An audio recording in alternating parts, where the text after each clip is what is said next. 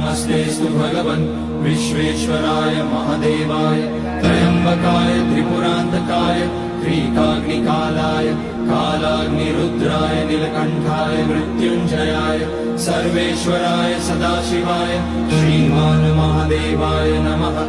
ॐ नमः शम्भवाय च मयोभवाय च नमः शङ्कराय च मयस्कराय च नमः शिवाय च शिवतराय च।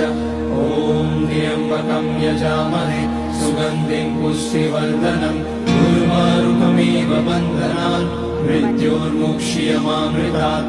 नागेन्द्रहाराय त्रिलोचनाय भस्माकराय महेश्वराय नित्याय शुद्धाय दिगम्बराय तस्मै नकाराय नमः शिवाय। मन्दाकिनी सलिलचन्दन चर्चिताय नन्दीश्वर प्रमथनाथ महेश्वराय